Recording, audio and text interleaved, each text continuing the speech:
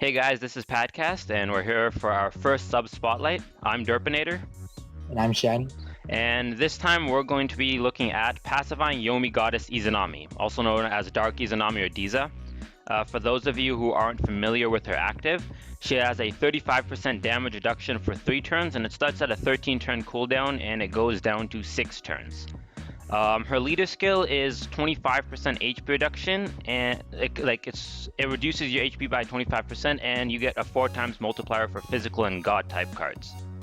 Her awakenings, there's only a couple of them. She's only got 5. The first one is a Dark Orb Enhance, which increases the chance of dark orbs to be enhanced by 20%, and it's also a 5% damage increase for a match you make with an enhanced orb.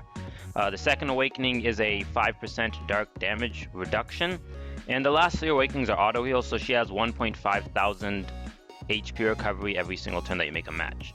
So what makes Izanami so good is the fact that she has a shield, which is 35% damage reduction, that is loopable, which means you could potentially have a permanent 35% damage reduction on your team. And even though she has poor recovery, her auto heals make up for it. And she has very high HP stats, which you can also stack with the new Light Antimadras. If you infuse the HP ones into her, she'll have a lot of health. And she's great in a lot of teams, but specifically rainbow teams and dark teams, because most rainbow teams, they lack the dark sub, because the best rainbow sub right now is Dark Kali, but not everybody has that kind of luxury.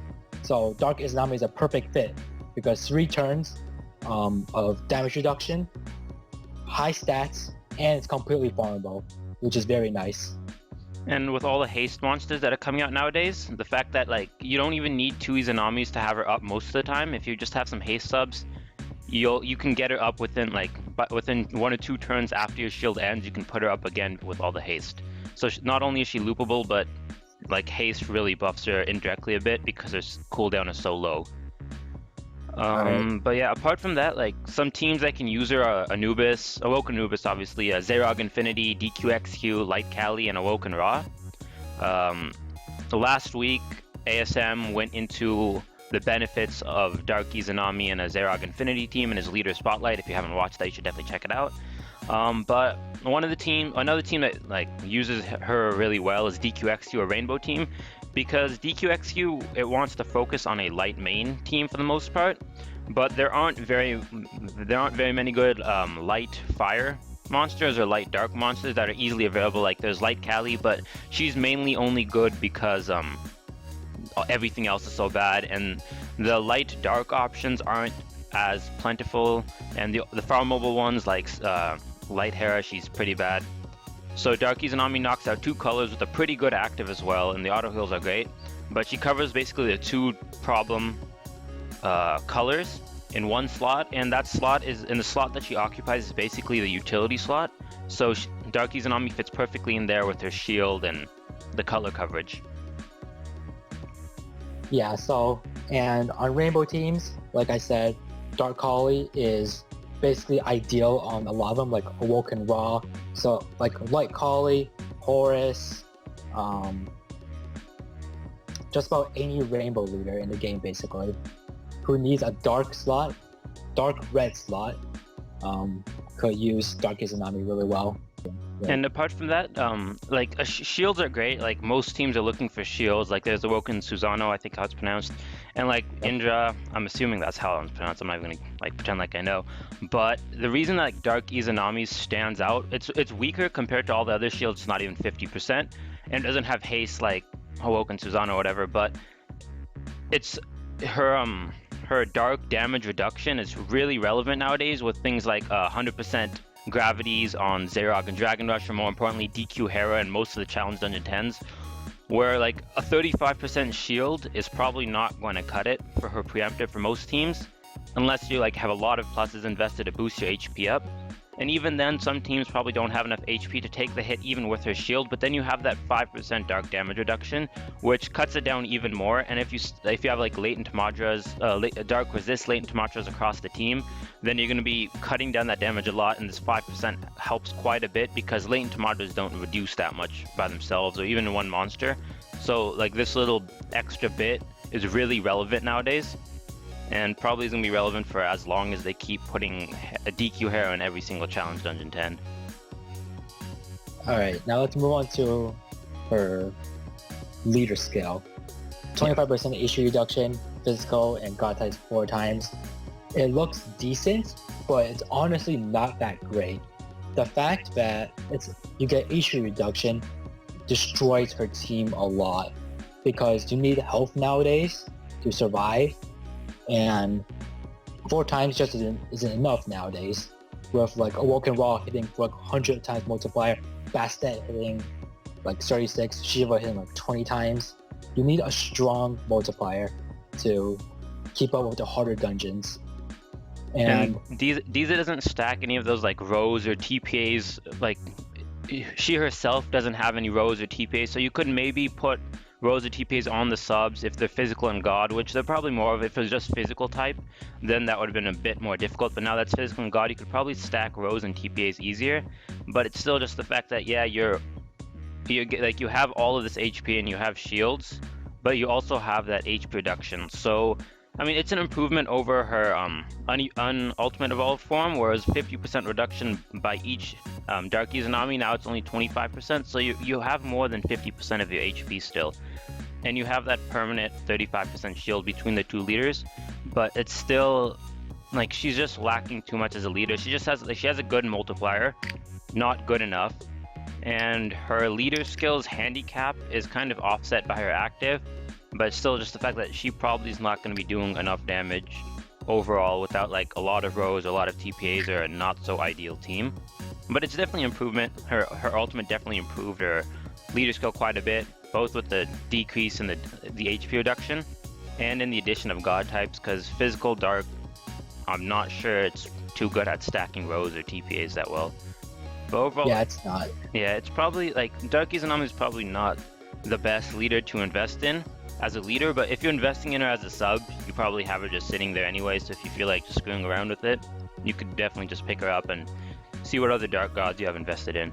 Because I know there's somebody on Pad group that's, I think, mains Dark Izanami and has the whole team hypered. Yes, he does. But he usually pairs with, I think, Blue Sonia's just to avoid that double HP reduction. And because generally physical types or just dark physical types usually don't have a lot of recovery. Yeah, so they need Sonia helps. Yeah. And with the god type, that makes her somewhat better, because you could also use her, like, not for like a descended dungeon leader, but you could use her to farm dungeons really well, because you have a lot more subs, so you could use just a bunch of random dark gods wherever you need.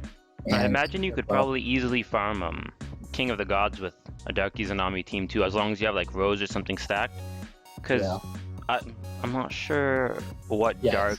Yeah, you could, like, now that's gods too, you could probably put just like any god multiplier on the team too, and just stack Rose and just like blow through the first 9 floors. Like the 8th and 9th floor you don't have to worry about too much because you have your shields, and on the 9th floor you have type advantage and a 16x with Rose and a multiplier. So I'd imagine you could farm King of the Gods rather easily with a team like this. The problem would just be probably finding another Dark Izanami friend, or just finding a suitable matching. But I mean, it's a possibility if you just have time on your hands.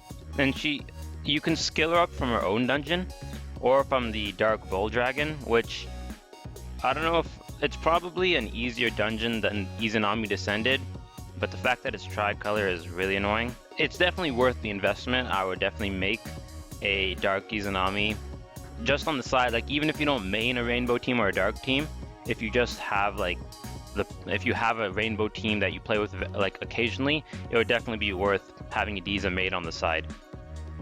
But I think that covers everything for Dark Izanami. We talked about what teams she can be used in, what makes her good, her leader skill, Awakening's active and everything. So I think the main thing is the main thing left to talk about is what buffs would we like to see with her ultimate? Because she's a great sub right now. Like, even she's really simple. It's really straightforward. She doesn't have amazing awakenings or anything. Her active is just a shield. But even then, she's somehow a great sub. So there's plenty of room for improvement. I think the main thing would probably be giving her more relevant awakenings. Because right now, the only awakening that really matters is probably her Dark Resist, and maybe her auto heal, depends on your team.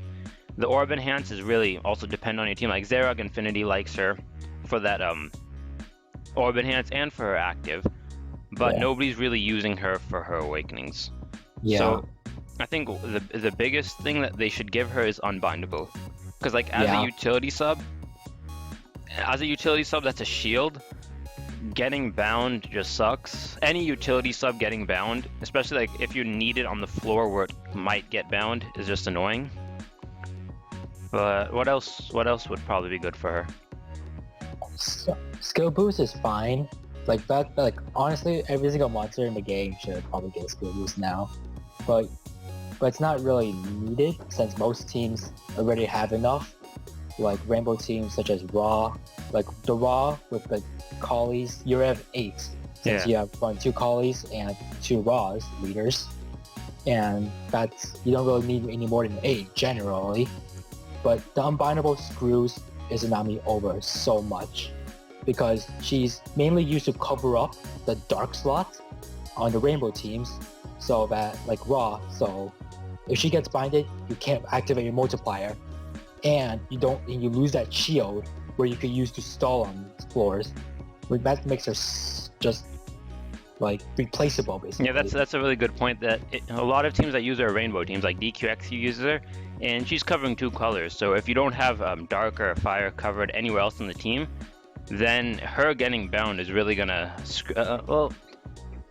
because you still have light. It's gonna really limit what you're able to play with. Like you're basically be playing like Sakuya with different colors. Like you're playing light, water, ward, and heal at that point for however long that bind is. So it really sucks for rainbow teams. So yeah, Unbindable is definitely something she should be getting soon. Skill boost, you're right, most teams have them. Like Woken Ross stacks those light Callies, so he stacks them pretty easily, but I know DQXQ has a tough time stacking skill boost. Like if we hit 5, that's a major accomplishment usually. Like we'll get our Valk up first turn, maybe our Venus. We'll definitely have Venus if we have it on the team. But I personally, I wouldn't mind seeing her get a skill boost. I'd actually like it because she's kind of a permanent sub on my DQXU team. I sub her out for Batman, who also covers colors, but he's a collab gold. So like he's definitely easier to get than Dark Callie for rainbow teams, but still not the easiest thing compared to a farmable sub too. Yeah. So speaking of Unbindable, Dark Callie, the reason why she's so good is like she's unbindable. She can unbind with her active. The active refreshes her board as well, and she literally has everything as a utility sub. Her awakenings are just absolutely like they're fantastic. Like you can't even like compare them to light Callies. Like I mean you probably can. She's got many of the same things, but I think the unbindable bind clear is just ridiculous. But she doesn't exist, and we all know that. Yeah, unfortunately. Yeah, but apart from that, I think skill bind resist would be pretty good too. Just because, once again, like I'm mainly thinking from a DQXU perspective because I don't play Anubis or Zerog Infinity. I have a light Callie team that I never play. I don't have Broken Raw, but from like a DQXU perspective, skill bind resist would be pretty amazing because if you go XQ, which it's usually the better choice, but if you go XQ, then you're going to have a real tough time making a skill bind immune team, especially the fact like one slot's going to be a Valk. So you have basically 3 slots to get a skill bind immune team. Now with the Woken Thor, it's a bit easier to get 80%, but 100% is difficult because we have that one slot given to Dark Izanami. So I mean, I think overall just give her better awakenings. Unbindable would probably be like the top of the list because of her usage.